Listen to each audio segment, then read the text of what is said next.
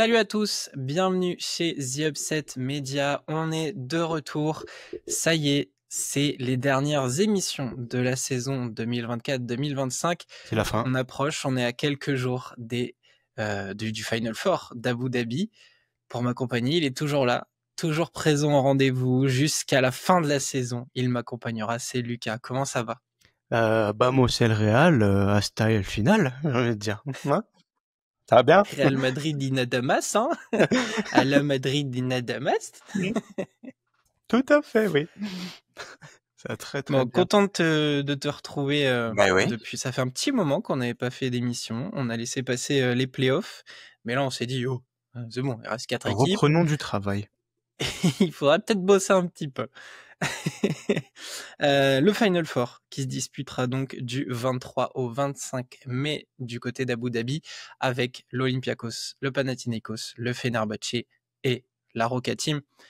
Avant d'aller plus loin, Lucas, on aimerait avoir une pensée pour la famille de Lorenzo Renou, ce jeune basketteur de Monaco qui est décédé très récemment.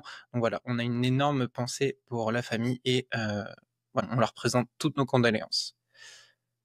On va parler basket cette fois. Lucas, avec un petit programme qui nous attend, une fin de semaine chargée. Un Final Four d'abord à Abu Dhabi. On en a parlé plusieurs fois dans la saison, plusieurs fois. Tu nous en as parlé dans ces nombreux podcasts où voilà, Saison on 2. sentait le coup venir.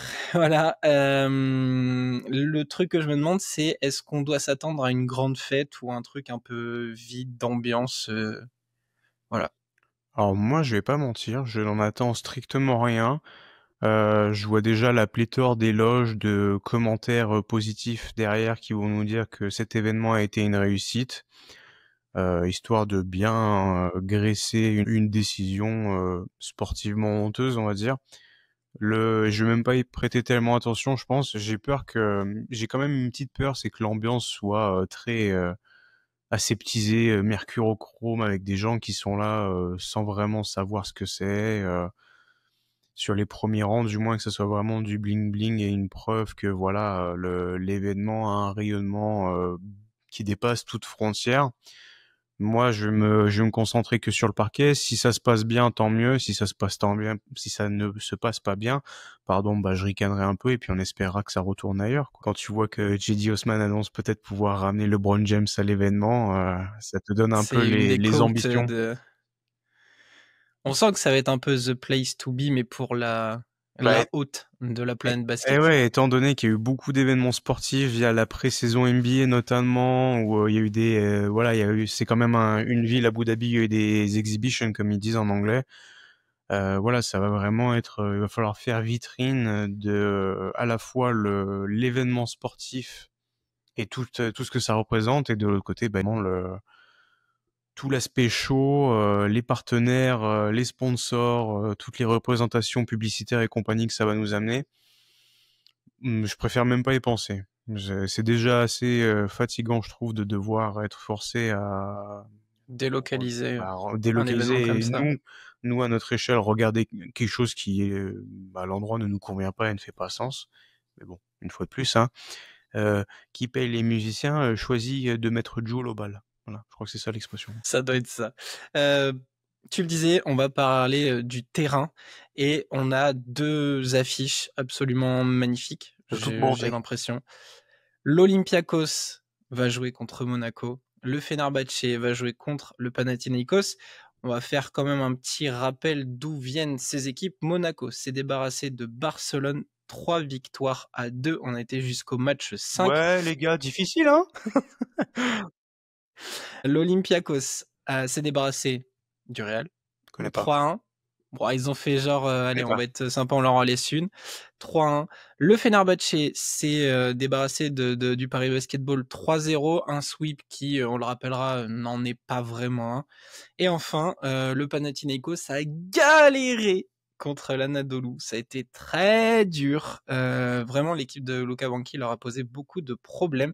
Mais le champion est bien là pour défendre sa couronne. Voilà pour les affiches. Au niveau des horaires, pour ceux qui voudraient suivre le Final Four qui commencera vendredi, on ouvrira le bal avec le Fener contre le Panathinaikos à 17h. Et le deuxième match sera donc à 20h à l'Etihad Arena d'Abu Dhabi. Voilà pour le décor. Passons en revue ces affiches. Lucas, si tu le veux bien, on va commencer avec Monaco, qui donc affronte, comment on va le dire, le vainqueur de cœur, ceux qu'on veut voir gagner. Moi, je Depuis le l'ai début de saison, noté. on dit que c'est un petit peu le favori. Moi, je l'ai noté différemment. C'est l'élève parfait et l'élève qui veut bien faire. Qu'on est vraiment sur... évidemment, tous les deux, on a quand même été très Olympiakos enthousiastes cette saison, j'ai envie de dire. On est devenu par la fin de saison très Spanoulis enthousiastes aussi, donc on va être un peu partagé. Mais ouais, ça va être une très belle affiche. Une fois de plus, il y a quand même un peu de respect de la hiérarchie sur la saison régulière. Les 4 meilleures équipes sont au Final Four. Et voilà. Et puis on sait qu'il y a un petit peu de sauce, un peu de vinaigre avec cet Olympiakos Monaco qui nous rappelle, c'était quoi le fameux 21-7 dans le troisième quart-temps il y a 2 ans. Ah, il y a un passif, ouais, il y a un passif, ouais, il y a eu un Ah, troisième carton on la qui... remet tout de suite dans la jugulaire là. Ça y est, c'est parti. Ah bah oui, on est là pour parler, hein. Non, je trouve vraiment que ça va être très intéressant. Dommage qu'il n'y ait qu'un seul On a... match. Oui, c'est vrai, c'est vrai. On a d'un côté donc les Grecs, l'Olympiakos, club mythique, culture de la gagne, une expérience de dingue. Et en face, il y a vraiment les petits frères, ceux qui ont les dents hyper longues, qui n'attendent que ça. Eux, ils ont en travers aussi de la gorge un Final Four qu'ils avaient perdu, donc ils veulent passer un step. Et alors, clin d'œil du destin, c'est dès le soir de la qualification, on s'est dit, mais attends, on a Spanoulis qui va jouer contre l'Olympiakos là. Mhm. Donc à mon avis, le petit chauve va avoir plein de mauvais sorts à envoyer à l'Olympiakos. Et en tout cas, Monaco, depuis le changement de coach, on les reconnaît plus. Il y a toujours un jeu basé sur du talent individuel, certes, mais on a quand même la sensation que c'est mieux organisé, qu'il y a quelque chose de clair qui s'est dégagé, un tempo qui est toujours un peu rapide, il pousse la balle, le jeu de transition. De l'autre côté, on l'a dit très souvent, le jeu off-ball, c'est du beau basket, ça régale. Une organisation défensive plutôt très bien en place. Le leader Thomas Walkup est revenu, donc déjà on sait va y avoir un bonhomme sur les feux follets de Monaco. Et un secteur intérieur incroyable du côté de l'Olympiakos. Mustapha Fall, Milutinov. On a Wright qui est revenu de blessure aussi. À noter que Barzokas a dans sa poche un Evan Fournier capable de jouer sur des gros moments en ISO ou sur du 1 contre 1. Voilà. On a un peu une large palette de basket qu'on peut développer sur ce match-là. Lucas, qu'est-ce que toi tu en penses? Il me semble que dans ta préparation de notes, tu as essayé de dégager des tendances de pourquoi ils peuvent gagner, pourquoi ils peuvent pas gagner pour les équipes. Donc vas-y, présente-nous un petit peu tes objectifs. Je te propose des points, tu peux intervenir à tout moment. Je me disais que ça pouvait être bien peut-être pour au cas où s'il y a des gens qui passent aussi juste pour voir le Final Four qui est pas forcément suivi tout ce qui s'est passé sur la saison régulière, de peut-être un peu dégraisser.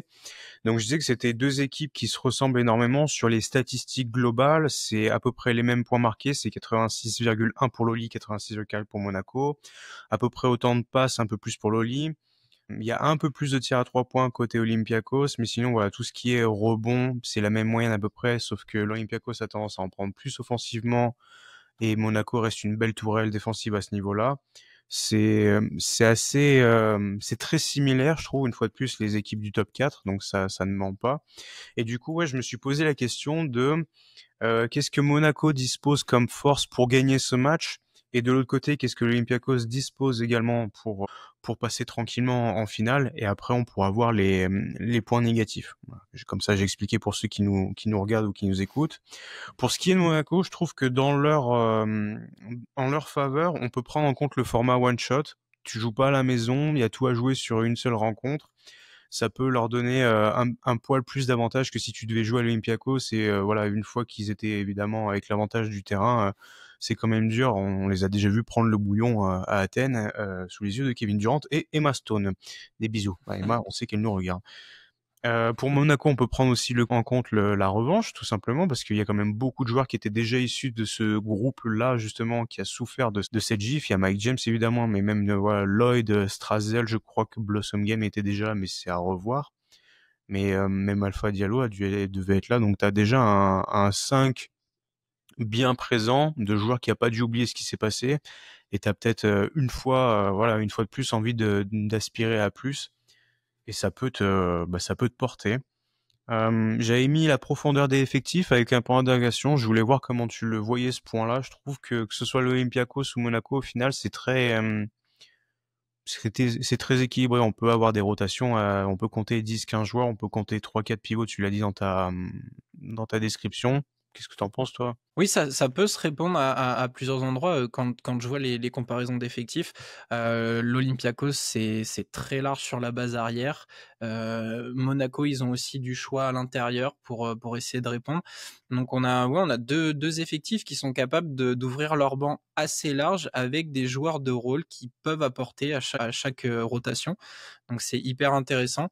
Et justement, c'est là où les coachs aussi vont avoir leur part à faire, c'est de se dire: «OK, bah, il faut que je cible, quel joueur, il faut que je choisisse quel poison», et là, on va faire confiance à 2 énormes cerveaux du coaching.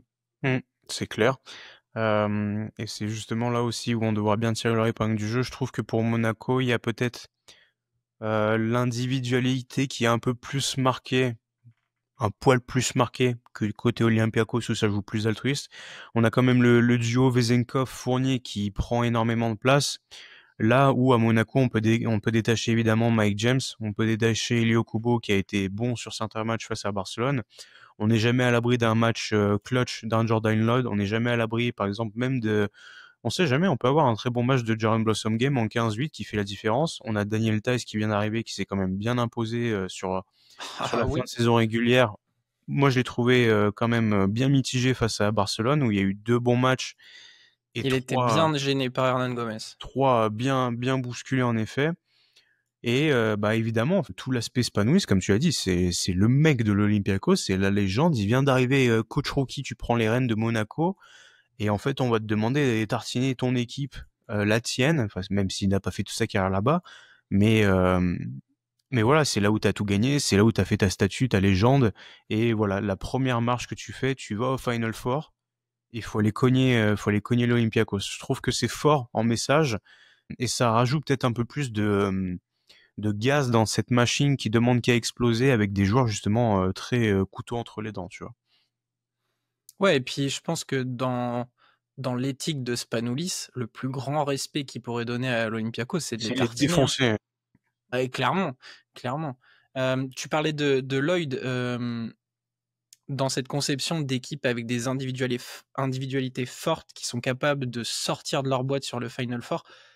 Je vais peut-être avoir un regard particulier sur lui parce qu'il nous a un petit peu déçus. Il était un petit peu en retrait dans leur série de playoffs. Et là, garçon, c'est maintenant en fait. C'est maintenant. On connaît ton instinct de tueur. On était content de ton retour à Monaco. C'est maintenant. C'est maintenant qu'il va falloir sortir quelque chose. Quand tu vas voir un Nigel Williams-Goss ou un Saben Lee en face de toi, c'est là où va falloir appuyer sur le bouton on et te dire ok, c'est mon moment. C'est C'est la là où diff. je peux devenir le héros. Je suis tout à fait d'accord avec toi. Et pour ce qui est de l'Olympiakos, alors on a quand même été dithyrambique toute l'année sur la qualité de jeu, sur la qualité d'effectif, sur Sacha Vezenkov, sur Evan Fournier, sur Barzokas. Du coup, ça va paraître peut-être un peu plus court, mais l'Olympiakos a toute l'expérience du monde pour gagner ce match-là. Tu peux te reposer quasiment uniquement sur un duo, pardon, Fournier-Vezenkov, que ce soit l'un ou l'autre. On a vu Evan face au Real Madrid vraiment les tuer, et de l'autre côté, on a eu un Vezenkov très bon et pourtant qui m'a paru très discret. Cela dit, élu MVP de la campagne de playoff avec, je crois, c'était 19 points, 6 rebonds de moyenne, et Ouais, des fan de statistiques Devil. qu'on lui connaît. Et en fait, c'est vraiment ça que je détache, je trouve, de l'Olympiakos, c'est qu'ils ont quasiment réponse à tout. C'est-à-dire que on parlait de cette pléthore de gars sur la traction arrière côté Monaco, mais en fait, t'as Thomas Walkup, t'as Nigel Williams-Goss, pardon, t'as du McKissick à mettre en place, t'as Luca Vildosa, t'es jamais à l'abri de Sabenli, donc déjà t'as 5 gars. On reprend la traction, enfin la partie intérieure. Daniel Tice, Maim Jaite, et j'ai oublié le dernier gars. Ah, ça va être terrible. Pas- Ouais, Papa Yanis, et ben voilà, t'as Parce que Mousse. Moté Younas, enfin, il viendra faire le voyage, hein, mais. Non, mais il est là, il coupe les citrons, on le sait. Et en face, du coup, bah, t'as Fall, Milutinov et Moses Wright, c'est quasiment, t'as un mec pour chaque, donc c'est vraiment compliqué. Et tout ce qui est la partie, voilà, Alpha Diallo, Alec Peters, Papa Nicolaou, t'auras une réponse en face, du Blossom Game pour Vezenkov. Ça va être, on aurait presque envie de croire à un match à force égale. Sur le papier, j'ai presque envie de le voir comme ça, tu vois. Et se dire que l'Olympiakos, puis, alors, si lui il prend chaud, bah on met tel gars. Si lui il joue bien un moment, bah on a ça aussi. Et en fait, je trouve que Barzokas peut être assez détente à l'approche du match, plus ou moins, on va dire. J'ai une question pour essayer de détacher peut-être un point qui pourrait être une épine dans le pied de l'Olympiakos. Ce Daniel Theis, offensivement, on l'a vu depuis son arrivée, la connexion, tu l'as dit, que ce soit avec Okobo ou avec Mike James, cette connexion qui leur permet de déclencher des pics souvent dans l'axe ou à 45 sur des short rolls. Il arrive souvent à se resituer au niveau des lancers et là, c'est lui qui fait un petit peu la décision. Soit il va finir, soit il distribue sur Oui, bonne passe, des ouais. mecs dans les corners ou des mecs en backdoor. J'ai la sensation que Daniel Theis aussi peut avoir un rôle important parce que finalement, hormis Moses Wright, et encore, c'est pas vérifié, qui peut défendre aussi loin sur Daniel Theis qui est quand même relativement ultra mobile. J'ai du mal à voir Fall, mais il est plus lourd. Tu sais, la carcasse un peu Ouais, lourde, ouais. lui, va être en rapidité. Et puis il va Theis jouer peut des shooter coudes. à 3 points. Donc en fait, je trouve que Theis a ce truc de ça peut devenir un peu l'enfer si il est trouvé tout de suite. Si Barzokas trouve pas une organisation défensive où va y avoir un mec sur sa descente qui va lui mettre un brin dans les reins et va lui dire bah écoute mon pote, tu vas le faire ton short roll, mais par contre tu vas savoir qu'on va tous être là pour te saucer. Donc ouais, et on l'a vu aussi contre Barcelone, le contrôle de cet axe 1-5, ça a été décisif. À Barcelone, ils n'ont pas vu le jour, ils se faisaient brasser, c'était terminé. Monaco n'avait plus les mêmes repères. Moi, c'est le choix qui va être fait défensivement par Barzokas pour annihiler ces choses-là. Est-ce qu'on aille sur les écrans et qu'on refuse cette construction de jeu autour de l'axe 1-5? Est-ce qu'on va juste lui mettre des énormes brins? J'ai hâte de voir parce que je pense qu'il peut poser des problèmes à Milutinov et Fall en tout cas. Je pense que surtout l'Olympiakos va essayer de lui faire prendre des fautes le plus rapidement possible. On l'a vu qu'il a Donc été énormément est-ce gêné par qu'on ça. reverrait un jeu de l'Olympiakos avec Fall en tour de contrôle en poste bas qu'on a moins vu ces temps-ci, je trouve. Je serais pas surpris et même voilà, tu mets n'importe qui capable de faire fournir en pénétration pour essayer de le gêner, tu vois. Et il y a quand même une fois de plus beaucoup de profils qui se connaissent, que ce soit par le passif NBA, le passif Euroleague ou même avec les sélections nationales. Et je pense que voilà, il va falloir beaucoup de préparation, beaucoup d'appréhension, peut-être mentale plus qu'émotionnelle, tu vois. Mais ça se joue aussi dans des détails pareils. De toute manière, à ce point-là de la compétition, je serais pas surpris moi de voir un bon Nicolas Milutinov avec des bonnes mains, je le trouve très filou cette saison.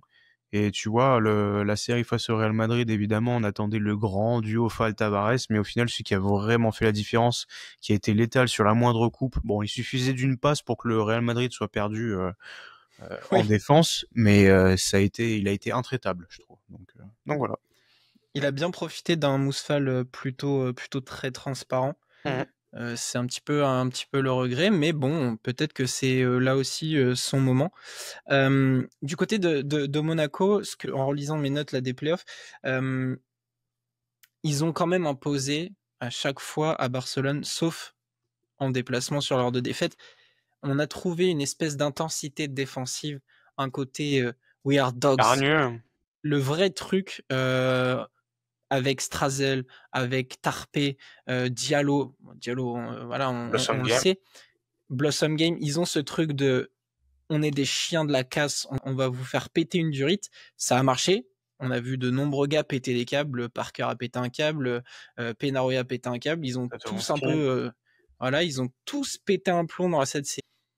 Est-ce que finalement, alors qu'on a Vasily Spanoulis qui était un attaquant, enfin Kill Bill quoi, voilà, est-ce qu'on va mettre un petit peu de côté les esthètes sur cette demi-finale et on va dire, les gars, là c'est la maillotche, c'est au mental et ça se passe entre le cœur et ce que vous avez entre les jambes. Je pense que il y a même pas besoin de leur dire parce que justement t'as trop de gars qui ont l'esprit revanchard et attention justement à pas trop tomber dedans non plus parce que ça peut te porter préjudice de trop en vouloir, hein, de beaucoup trop en vouloir et de tomber dans un état d'esprit qui va te dévier de l'enjeu sportif. Ça peut être le vrai risque et je pense que ça peut être aussi une source on va dire une source de nourriture pour l'Olympiakos de savoir qu'ils ont l'ascendant, il y a il y a des petites failles, il y a des petites craquelures par-ci par-là et qu'ils vont vouloir redoubler de ciment pour les penser et que justement si tu retapes dessus, tant que ça va pas colmaté, ça risque de frapper un peu plus fort. Je pense qu'en plus Monaco perdrait énormément au change à vouloir trop rentrer là-dedans parce que il y a des mecs qui ont besoin d'être chauds. Il y a des mecs qui ont besoin de ça. Et si tu les mets trop de côté en leur disant bon les gars on fait 10 minutes de cadenas, en fonction de comment le match part, si t'es à -15 déjà, il va falloir vraiment redoubler d'efforts. Donc faut recompter sur les mecs qui donnent de la maillotche pour te remettre dans le match. Et en attendant, faut que les mecs préchauffent à côté. Ça me paraît assez compliqué. Si tu veux, on peut passer de façon au point négatif, on va dire pas. Quels sont les aspects à étudier pour imaginer une défaite. Moi, j'en ai vu deux vrais pour l'Olympiakos, de se dire qu'ils pourraient se trouer dans le match ou complètement rater leur rencontre. C'est la complaisance qu'ils peuvent avoir justement de on est premier, on vous a déjà bien baisé il y a 2 ans, et maintenant que tout le monde est de retour, on va vous casser le groin en deux temps, trois mouvements. Le jeu à la grecque de bon allez tranquille là, tu vois, on vous met +10 dans le premier quart-temps, vous avez déjà chouiné et ça va vous miner le moral. Et le deuxième truc, je pense, c'est l'arrosage automatique. Parce que t'as quand même beaucoup de mecs qui aiment bien tirer à 3 points. Et ils savent ils rendent plus de tirs à 3 points que Monaco à 1,5 près sur les statistiques de la saison. Attention à pas trop tomber dedans justement, de se dire ah bah vous voulez défendre, on va tirer de loin et puis ça rentre hein, parce que Peters, Vezenkov, Fournier, il y a du gourmand pour un peu quoi. T'en prends trois tentatives de Vildoza. Si c'est Thomas Walkup de l'année dernière qui se prend pour Klay Thompson, attention à pas trop arroser non plus quoi. Truc qui pourrait être un point négatif à l'Olympiakos et je pensais que tu allais peut-être aller sur ce terrain-là parce que c'est J'ai vu tes souvent notes ce aussi. qu'on a pu voir. C'est le côté si Vezenkov est pas dans un bon jour ou tartiné par Blossom Game qui va lui faire goûter ses muscles toute la soirée. Tu sais, c'est ce facteur de on peut compter sur qui. Là où Monaco, ils ont plusieurs cartouches capables d'être chauds. À l'Olympiakos, on se dit, mais attends, ouais, Vezenkov, il est en difficulté. Fournier, il est peut-être pas dans un bon jour. Et puis, de toute façon, ils vont défendre que sur lui parce qu'ils savent que. Mais à côté, il y a qui Dorsey, il est pas en confiance parce que je sais même pas qu'est-ce qu'il faut encore dans cette équipe. Makisic, c'est un petit peu pile. Ah, ouf, c'est peut-être ça. Moi, Alec Peters a montré par moments qu'il était capable. T'es jamais à l'abri, demande à Paris, t'es jamais à l'abri de manger 12 points de Kostas Papanikolaou sur un carton.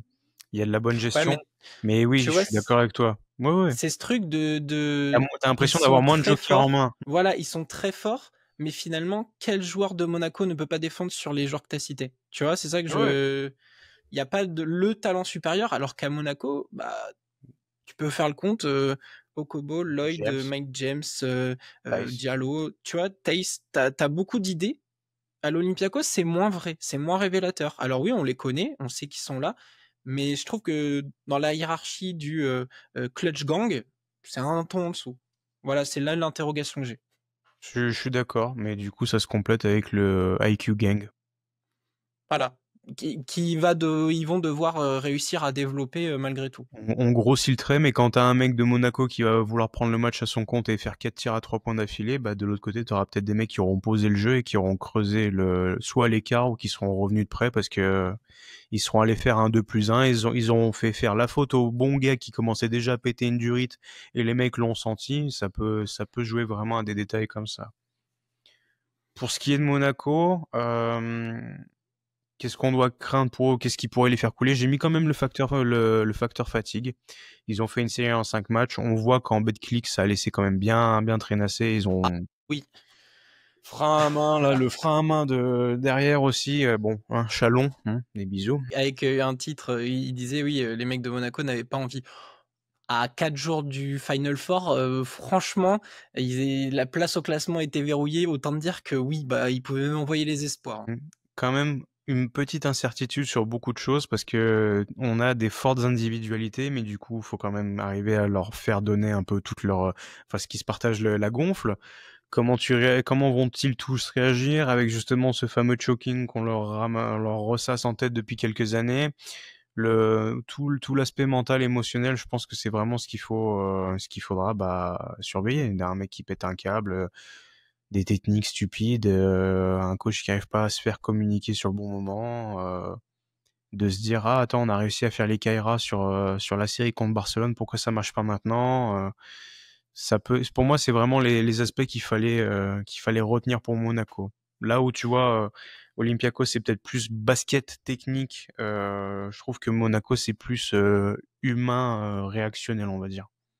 Ouais, je suis d'accord et je pense que là, Spanoulis, mais aussi Calathes, Papagiannis, ils vont peut-être avoir un rôle à jouer. Même si un Calathes, pareil, on n'est même pas sûr qu'il foule le parquet très longtemps. Notamment, il peut Mmh, toujours parler, hein.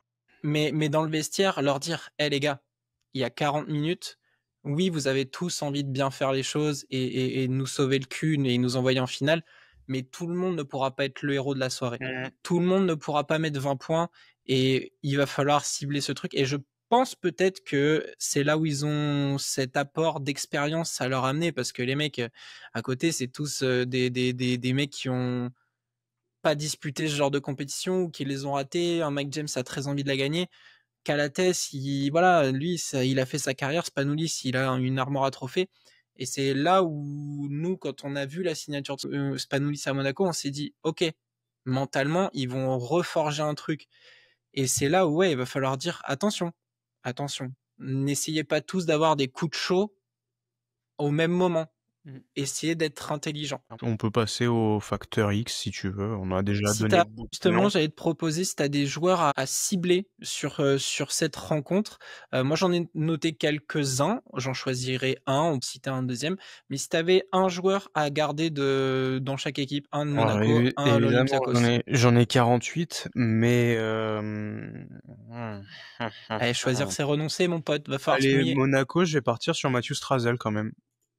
Parce OK. que je l'ai trouvé, hem, comment expliquer? Je l'ai trouvé dans le bon état d'esprit, dans la bonne attitude, dans les bons choix, heu, présent, que ce soit en attaque, gestion de balle, défense, hargne, présence au rebond. Il est bien. Il est là, il est partout. Il est en place et j'oublie pas que c'est quasiment le seul mec qui voulait se la donner contre Barcelone quand il fallait jouer le match de la 3e place en Euroleague. Le mec veut gagner. Le mec a gagné énormément via l'Asvel, via Monaco. Je crois que c'est un des seuls gars, je crois que c'est le seul gars qui a les 4 derniers titres de Betclic. Donc Ouais. quand même, ça compte. Et je pense qu'on comptait sur lui. Je trouve que depuis cet été, il y a eu un vrai boost, il y a eu un vrai bond. Et il doit faire partie de ces meneurs sur lesquels on peut compter pour nous en tant que Bleus et je pense qu'il a une vraie carte à jouer, dans cette rencontre-là pour Monaco. Pour ce qui est de l'Olympiakos, je vais partir sur Luca Vildoza. J'ai d'autres noms, on pourra en discuter après, mais je l'ai trouvé très appliqué en défense et s'il y a un mec qui devait être Tyler Dorsey cette saison, ça doit être lui à mon avis. McKissick, on a parlé, beaucoup trop irrégulier. C'est certainement lui qui peut te péter le plus parmi les Sur pétards. 5 minutes, oui. parmi les pétards ambulants, que ce soit un dunk ou le mec va prendre 4 tirs à 3 points alors qu'il tourne à 12% en carrière, mais je trouve que Luka Vildosa, par son implication en défense, il est devenu un vrai con, tu vois. Quand il faut aller rentrer, le buste dans le gars pour le faire chier, lever des bras pour réveiller toute la foule et vraiment faire la faute conne que Barzokas lui dit bon bah là tu me le découpes dans 1 minute, tu reviens sur le banc, ok coach. Et je pense que ça aussi, s'il y a besoin de ce mec-là dans une demi-finale qui va s'annoncer très relevée et une fois plus avec beaucoup de monde en face à défendre. J'aime beaucoup tes argumentations là, tu me Ah fais ouais. extrêmement plaisir. Attends, parce Là, que j'aime beaucoup. j'en ai 14 maintenant, mais Bah, je vais faire rapidement les miens. vas-y. Du côté de Monaco, j'ai souvent été très critique envers le joueur, mais pour moi, ce sera Mike James. Il a été assez énorme sur les matchs de playoff, quasiment 20 dévals. Il en a planté 33 au game 3, et puis après, sinon, c'est 19, 19, 19 et 5 sur le match 2. Mais bon, moi, j'attends Mike James pour la simple et bonne raison que lui est en mission, et je veux voir à quel point Il a compris. Spanoulis a impacté l'homme en lui disant « Ok, maintenant, à partir de mon arrivée, t'es devenu un vrai leader. » On l'a vu, il en fait moins que ces dernières saisons. Il est moins dans le je vais vous montrer, je vais y arriver, je vais prendre les 800 tirs. Non, il est moins dans ça, mais il est plus piquant. Quand les gars ont besoin de lui, il est piquant. On l'a vu sur la série contre Barcelone, il a mis des tirs clutch avec les 2 pieds dans le ciment, mais il a dit « Ok, t'es devant moi, rien à foutre, je le prends parce que c'est maintenant que mon équipe en a besoin. » Donc je veux voir à quel point c'est un leader. Il veut inscrire son nom dans la legacy de l'Euroleague. C'est cette année qui peut le faire le mieux. Donc ça sera Mike James d'un côté. Et de l'autre, dire Kostas Papanikolaou, c'est trop facile parce que vous me connaissez, donc je n'irai pas sur ce terrain-là. Cependant, Attention. j'irai là aussi sur la base arrière et je veux voir tout le bien qu'on a vu ces derniers temps sur Nigel Williams-Goss. Alors, je sais que t'es moins fan. Alors, c'est bon, je l'ai bien saucé cette pas... saison quand même. Hein. Oui, mais voilà, on sait que bon, mais je l'ai trouvé très utile à certains moments. Je l'ai trouvé parfait dans Intelligent, son rôle. très intelligent. Et est-ce que voilà, ça peut pas devenir un facteur X pour aller contourner ces joueurs de Monaco? Il sera peut-être un peu moins scouté, même si attention, on est à un niveau où, comme l'a dit Lucas, ils se connaissent par cœur et chacun connaît les habitudes des autres. Mais voilà, un moment où tu as du World Cup qui va être tout de suite titulaire, du Vildosa, on sait que c'est une gâchette facile, ça mène lui aussi. Peut-être que Nigel Williams-Goss, il va faire du travail de l'ombre. Les moments où, comme on le disait, l'Olympiakos va avoir besoin de mettre la balle là où il faut, bah, lui va être dans ce rôle. Il va pouvoir apporter ces choses-là. Donc je me dis, peut-être que Nigel Williams-Goss, pour potentiellement sa dernière année à l'Olympiakos, puisque les rumeurs l'envoient du côté du Zalgiris, même si Evan Fournier l'a dit. C'est Il va Keda. nulle part. Il va nulle part, lui. C'est Keda Malaka, il a dit, je crois. Mais voilà, pour moi, je suis parti sur lui parce qu'après, si j'avais sorti les autres noms, ça paraissait tellement obvious de dire Vezenkov, Papanikolaou, C'est pour ça que Fournier. j'allais pas mettre Mike James en Factor X. Voilà, mais moi, c'est vraiment l'aspect, je veux voir l'impact qu'a eu Spanoulis sur lui. Voilà pour mes joueurs à suivre sur ce match. Très bien. J'en avais 12 000 autres, mais je vais me retenir. J'ai promis à Damien que cette année, je faisais un effort. Très bien. Lucas, on va passer sur l'autre Non. match. Ah non. Ok. Ah, bon, on les fait à la fin, les pronos. Comme ça ira plus vite, on pourra même aller jusqu'au champion. Pour le watch time, là, allez. Voilà, restez bien avec nous. N'oubliez pas un petit commentaire pour Évidemment. vos joueurs à suivre. Évidemment, Petit abonnement, bonjour, je m'appelle Boyan Ouarda, j'habite à tel endroit et je suis fan du Fenerbahçe. On passe justement à cette opposition entre le champion, le Panathinaikos d'Ergin Ataman et toute sa clique, et le Fenerbahçe de Jasikevicius, coach de l'année. Merci monsieur. Une affiche assez classique de l'Euroleague entre deux énormes équipes. Le champion et un outsider. Là, il veut y arriver. C'est quoi? On a dit 6e Final Four consécutif, 5e consécutif. Ouais, un truc comme ça. Beaucoup trop sans l'avoir gagné. Voilà, c'est ce qu'il faut retenir. L'avoir noté. 5e Final Four consécutif. Incroyable. Ce coach, il veut peut-être le gagner. Le Pana, un effectif de superstar, de rockstar. Il y a le MVP dedans, Nunn. qui a bien déçu pendant les playoffs. 15 points, 43%, 24 à 3 points, 4 passes, 3,4 turnover, 3 games sous les 8 de pire, honteux, voilà. Voilà, ça a été très compliqué. L'insertion, l'autre jugulaire là, il y en a qu'une, mais c'est pas grave. À petite surprise pour arriver d'un retour de Mathias Le Sort. On a vu des vidéos où le mec se prépare comme en avant-saison, les grandes vidéos de prépa, limite avec les musiques épiques. Donc, on croise les doigts pour le voir, mais ça peut être un plus. Et le Fenerbahçe, un collectif solide, efficace, pas souvent spectaculaire, mais par contre, la balle doit aller là où elle doit aller.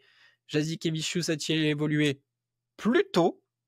Désolé, mais on a vu Baldwin avoir les mains libres à un moment donné et ça a plutôt bien fonctionné pour leur sauver le cul. Ça leur a sauvé les miches face au Paris Basketball parce qu'ils ont été en grande difficulté dans le match 1. Lucas, pareil que tout à l'heure, ton petit exposé sur le Fenerbahçe, le Panathinaikos, une affiche qui sent le soufre, j'ai l'impression. La dernière fois que j'avais des petites fiches comme ça, c'était pour les TPE. Alors, une fois de plus, c'est quand même deux équipes, je trouve, qui, on va dire, se ressemblent statistiquement. On est quasiment à peu près sur la même moyenne de points. Il y a 87 Pau, 80, presque 84 pour le Fener. À peu près autant de rebonds, un peu plus de passes pour le Pana, un peu plus d'interceptions côté Pana aussi. Il y a une vraie différence sur le Player Index rating, mais bon, ça, Thierry nous a dit de nous en foutre parce que c'était pas un bon chiffre. Il y a quand même des choses qui se reflètent bien. Le Fenerbahçe est une des plus grosses forces à 3 points. Ça se repose énormément sur l'adresse extérieure. Ils sont à 11,2 à 3 points en moyenne réalisés par match, là où le Pana est à 9,8. Mais une fois de plus, de l'autre côté, Panathinaikos, plus d'individualité, ça se rend peut-être plus vers le panier et ça se voit. Tir à 2 points pour 18 côté Fener et surtout plus de lancers francs côté Panathinaikos. Et on sait que ça compte énormément dans des matchs à haute intensité de se rapprocher du panier, arriver à comprendre les enjeux, générer des fautes. Et ça peut être aussi là une vraie clé du match. Ce que je retiens, tu veux commencer par quoi? Pana ou Fener pour les clés pour gagner? Comme tu veux, je te laisse libre. Allez, on va partir pour ceux qui vont perdre. Le Pana. Que dire? Beaucoup de choses, énormément, une puissance globale, une vraie polyvalence. Je trouve que le secteur intérieur va être la vraie clé de la rencontre. Évidemment, c'est un peu le tout et le rien. On va y venir sûrement après.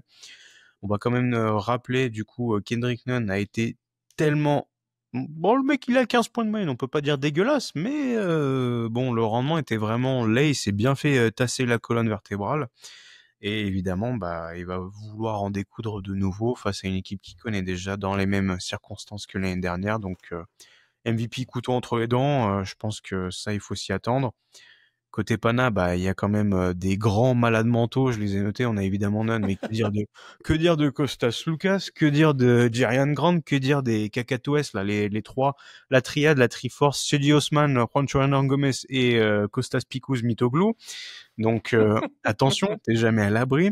Et évidemment, alors si on a un retour de Mathias Le Sort qui est en train, je pense qu'on l'a vu tellement suer, il se prépare déjà aux températures d'Abu Dhabi, il n'y a pas d'autre explication, c'est pas possible.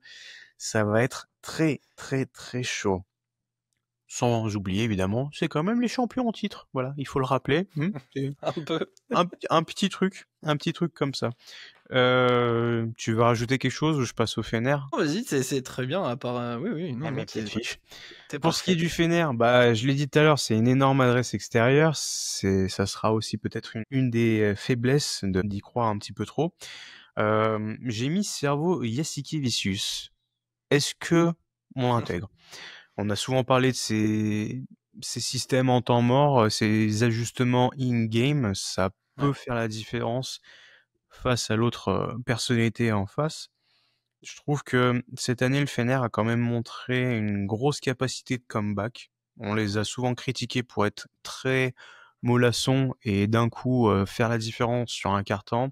Et c'est peut-être un des facteurs aussi qui peut être vraiment à détacher pour eux, de se dire bon les gars, c'est la mi-temps, là on est à -14, on connaît, ça va le faire. ça peut le faire. On sait comment, on se détend, on respire un grand coup, on va faire ça, ça et ça, et puis dans 4 possessions, on est à -5, tu vois. Et c'est un peu la sensation, on va dire le bon point qu'ils m'ont donné cette saison. Je trouve que c'est une équipe qui a autant de vices en soi que le Panathinaikos, parce que t'as quand même des mecs comme Marco Guduric qui sont des vrais gredins. T'as un mec comme Eric McCollum qui a énormément d'expérience. Et surtout, on peut rajouter au fait que t'as quand même 2 mecs qui doivent en vouloir à la mort contre le Panathinaikos, étant donné qu'ils ont perdu d'un poids l'année dernière, en la personne de Wade Baldwin et Bonzi Colson.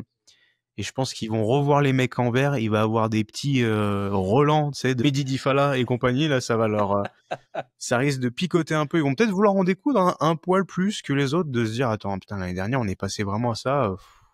Et encore, je me dis, t'as les deux parce que ça a été étendu en playoff. Mais pour rappel, le Fener a perdu au même stade l'année dernière contre la même équipe sur un 17-7 dans le dernier quart-temps. Et c'était pas Donc, beau. donc autant dire que ça fait du monde revanchard contre les hommes d'Ataman. Il y a une énorme cible sur le dos là. C'est clair.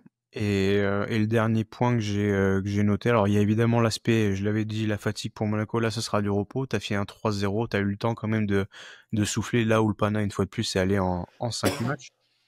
Et je trouve quand même que, évidemment, la personne Nigel Hayes Davis risque de poser pas mal de problèmes, que ce soit Juancho en défense, Mitoglou en défense, Osman en défense. On est sur l'élite de l'Euroleague et je pense que ça reste quand même un vrai faux leader, mais évidemment faut le mettre, c'est le vrai plus de cette équipe. Donc face aux adversaires directs, ça peut être très intéressant, je pense.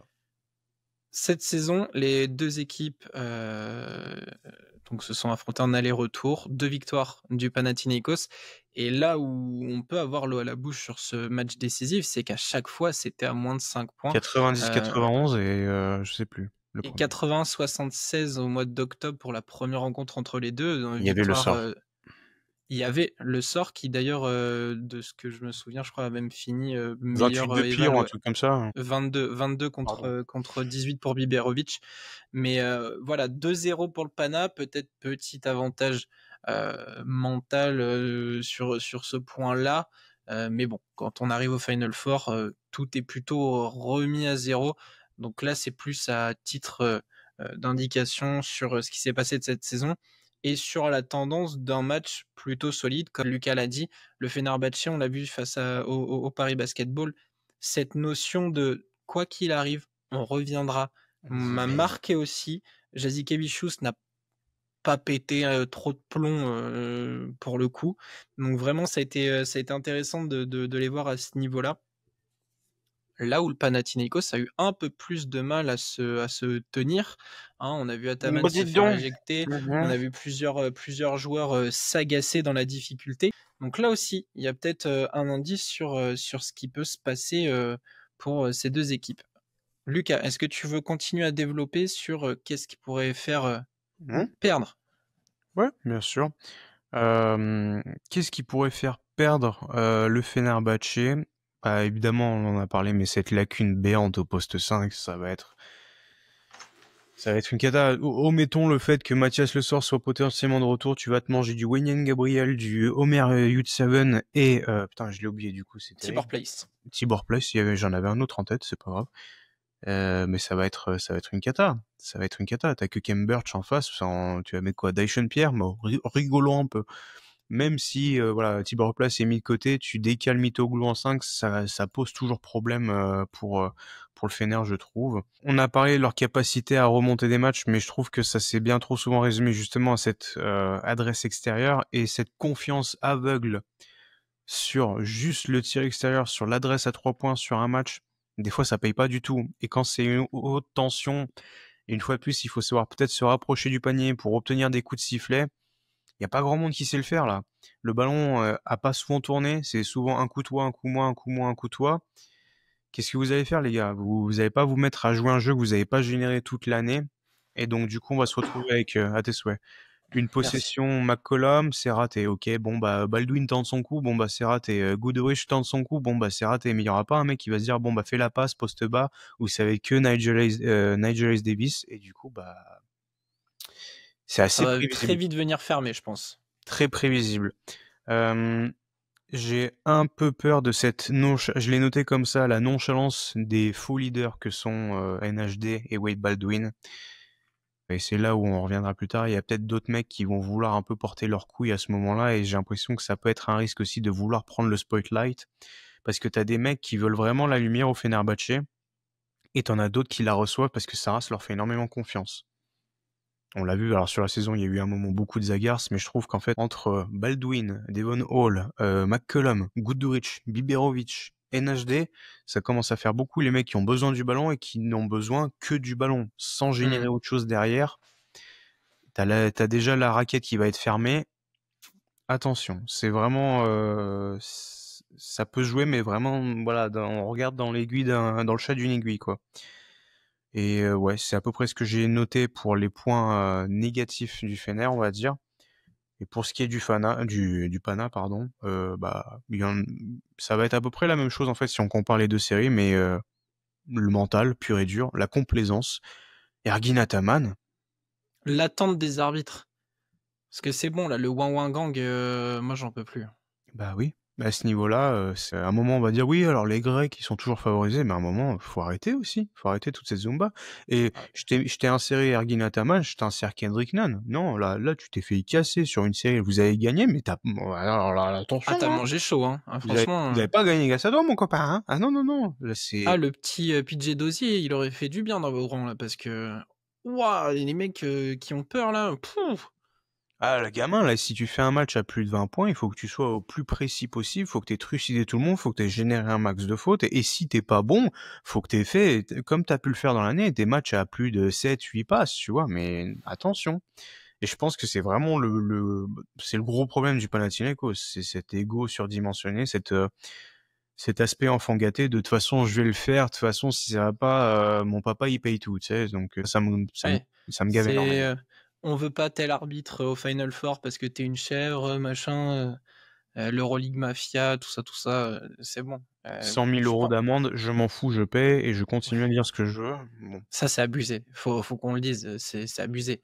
Le mec n'aurait même pas eu le droit de venir normalement. Dans un monde avec une vraie justice entre guillemets, c'est que du sport, mais bon. Et vu ce qu'il a dit, vu ce qu'il a demandé pour le match 5, vieux, à un moment donné, mollo quand même. On est d'accord. C'est tout ce que j'avais à peu près détaché pour le global, on va dire. Ouais. Ok. Je te rejoins sur pas mal de points. Le secteur intérieur, vraiment, ça va être, ça peut tourner à la boucherie, hein. Honnêtement, ça peut vraiment tourner à la boucherie, surtout avec le sort, même le sort sur 10 minutes en relais des autres, pouah!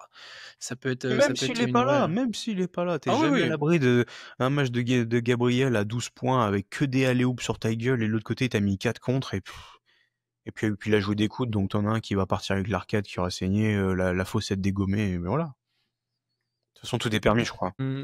Est-ce que tu as des joueurs, à suivre, Totalement. dans cette série?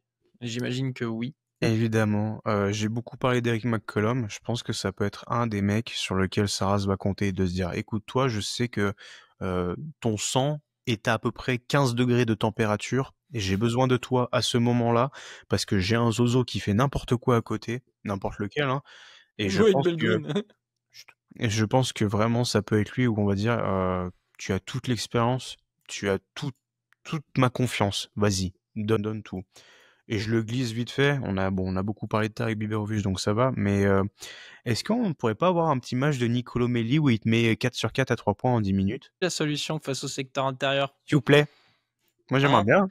Qu'en début de saison, on m'a dit: «Nico Melli en poste 5, Barilla, là, ouais. tu vas voir, lui, quand il va sortir de sa boîte aussi. Donc ouais, c'est les deux que j'ai au Fener. Et Pana. Alors déjà, va détacher un des trois oiseaux que je t'ai dit là entre Haussmann, Mitoglou et Juancho. Mais bah tu sais quoi, je l'avais pas noté, mais ce sera Jerian Grant. Parce qu'une fois de plus, c'est un de ces mecs qui fait la diff et quand il va falloir aller startiner n'importe quel mec de la traction arrière, il va les manger. Il est franchement, face à l'Anadolu, c'est là où t'as l'étiquette sous-cotée qui ressort le mieux, je trouve. Parce que tu prends ses stats, tu Le dis: «Oui, il dernier fait un match carton sur du 2 Game de bon», 5, mais ouais. alors par contre, il était tellement précieux sur Aligné. beaucoup d'aspects. C'était très très fort. Et oui, son match 5, c'était royal. Donc c'est bien que tu cites Jarian Grant. Moi, je vais plonger sur du Haussmann quand même parce J'ai que les stats de la série si tu veux. ouais, ben balance-les. 17,2 points, 57% au tir, 38 à 3 points, 70 au lancer franc, 4 rebonds de moyenne. Merci, au revoir. Les stats qu'il aurait dû avoir au cave toute sa vie. Bon. Et en plus, c'est très fort parce qu'en saison, il tourne à 6,8 d'éval, il a 16,8 sur la série. Et vraiment, je me suis dit, mais attends, mais le Pana, c'est vraiment votre héros. Et en fait, il a incarné plein de choses. Il a incarné le mec qui avait le plus envie. Cette connexion qu'il a créée avec les fans du Pana, parce qu'à chaque fois qu'il faisait des gros tirs ou des grosses actions, il allait chercher le public. À la fin, quand il se qualifie, il s'adresse au public, il leur dit un message, etc. Je me suis dit, waouh, mais attends, mais est-ce que Laura, c'est le même joueur qu'on a vu? C'est vraiment lui qu'on a vu toute la saison. On se disait, putain, il est pâteau, il fait rien, quelle déception. Et là, il a été mais incroyable. c'est là où Donc tu je vois la veux, confiance qu'il a d'Ergin Ataman au final. et c'est là où Ergin Ataman, on se dit, ouais, c'est pas le plus fin des Quel tacticiens, gourou! des techniciens. Mais alors, putain, en termes je vais vous construire un mindset de ouf et je vais vous sortir un joker de ma poche. Il est très fort. Donc, Jerian Grant pour toi et Shady Osman pour moi. J'ai vraiment hâte de voir ce duo. Et de l'autre côté, toi,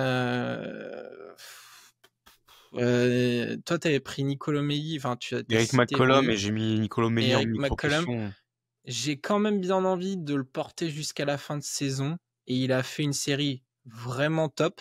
C'est Devon Hall. Il a fait une série à 14 déval en 10, quasi 3 de moyenne. Pareil. Je pensais que t'allais prendre Tariq.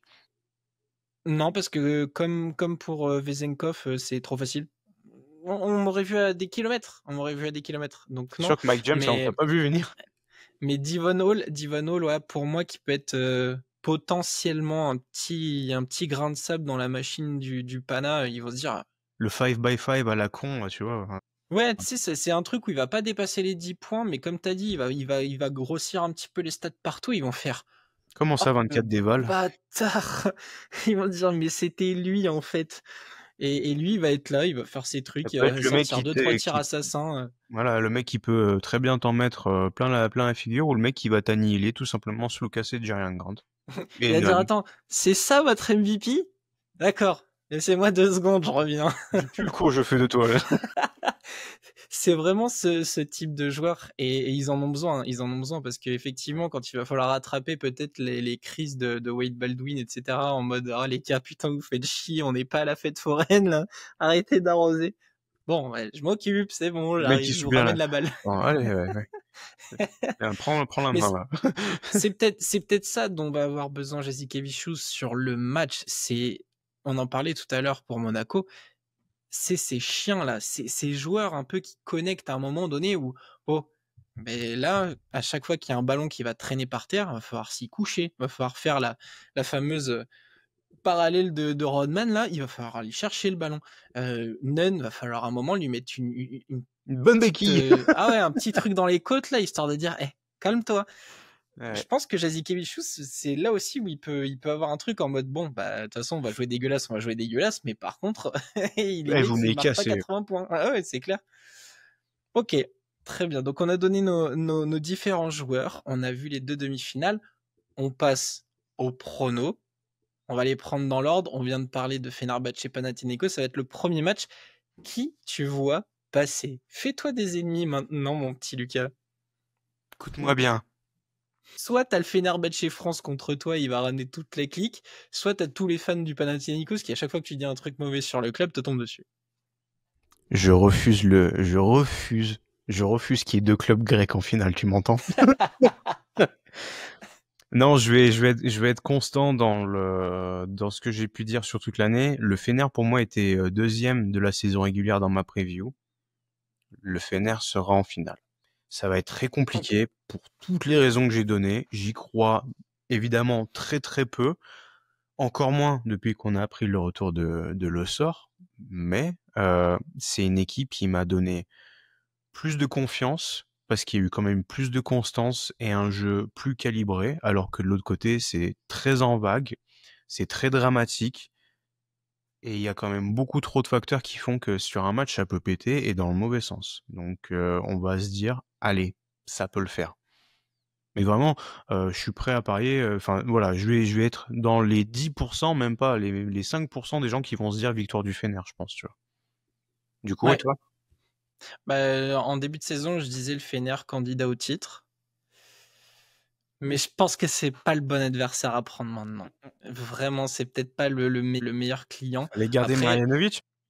je suis très, très ouvert sur une qualification du Fener en me disant: «OK, ils ont fait le match parfait, ils ont tapé là où ça fait mal». Il y a trop de J'ai signes. hâte de voir quelle solution ils vont amener, mais je les vois un peu courts. Je dis pas qu'ils vont prendre une volée, hein, que ça va se tenir, mais je vois le Pana parce qu'ils ont été dégueulasses, ils ont été beaucoup critiqués.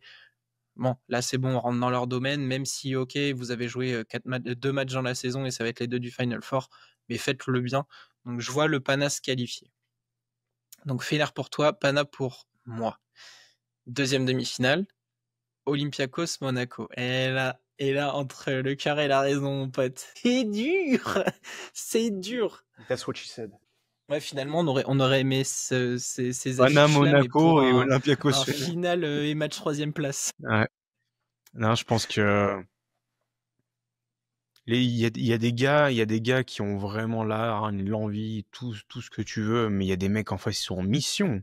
C'est de la Je pense que c'est lors de l'utilité publique, le pays, toute la nation grecque part en crise et en guerre civile.